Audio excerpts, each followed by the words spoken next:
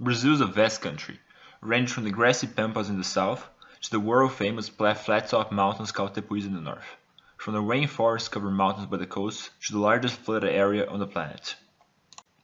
Today I want to talk about the four extreme points of this massive country, and why it is likely that no single person has stepped foot on all four of them. The first extreme point, and probably the easiest one to reach, is the most oriental point in the Americas that is not an island. This place is called Ponta dos Seixas, also known as Cape Branco. It sits in the Brazilian state of Paraíba and was the first of four extremes to be reached by the Portuguese that would later come to create the modern state of Brazil. Since it lies on the northeastern coast of Brazil, it has a beautiful beach with coral reefs and natural pools in the ocean. On the mainland, the predominant biome is the Atlantic Forest, or Mata Atlântica in Portuguese. It lies just 5 kilometers south of the state capital of João Pessoa, making it a very easy place to get to. This place is also the only one with any kind of tourist infrastructure available, ranging from bars to hotels and hostels nearby. The second point we're going to talk about is the extreme south, which is also pretty easy to get to. It is located in the city of Chuí, in the state of Rio Grande do Sul, not to be confused with the city in Uruguay that bears the same name and shares the Central Avenue. The actual extreme south is just a kilometer southwest and it is in the middle of a river that Brazil shares with Uruguay. It also shares the name of the city, the Chuí Stream. This city lies on is pretty unremarkable, but a couple kilometers west on the coast, there are some beaches you can visit for a relaxing day, and there is also a lighthouse nearby that is the southernmost lighthouse in Brazil. This one has virtually no infrastructure, however. The beach is barren, apart from the aforementioned lighthouse and a hostel, and since it lies on the extreme south of the country, the water is pretty cold for Brazilian standards. On the actual extreme south, there's only one thing to tell you that you have reached it, and that is a plaque that stating the border between the two countries, and that it is in fact the southernmost part of the country. Now we get to the fun part, or should I say, the unreachable part. Let's start with the westernmost point. This point lies in the Serra do Divisor National Park, in the state of Acre, and it borders Peru.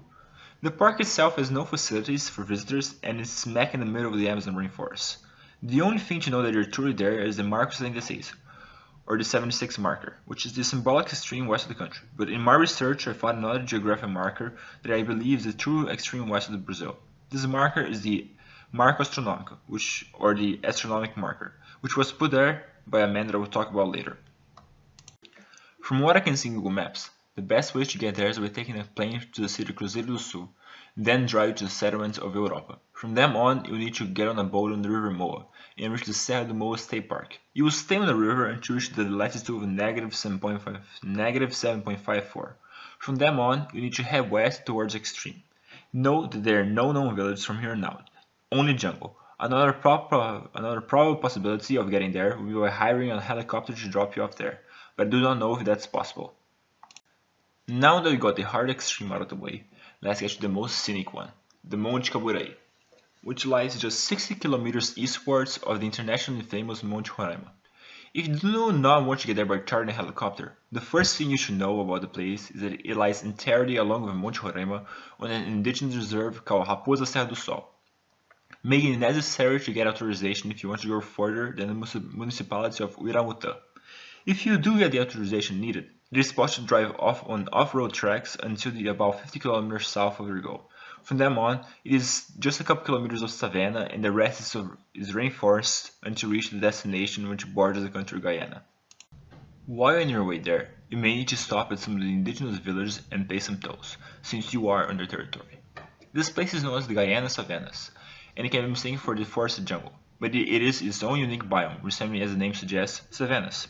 You may even spot some feral horses that have been living there since the Portuguese introduced them centuries ago, even though they are rare and they are vulnerable to extinction.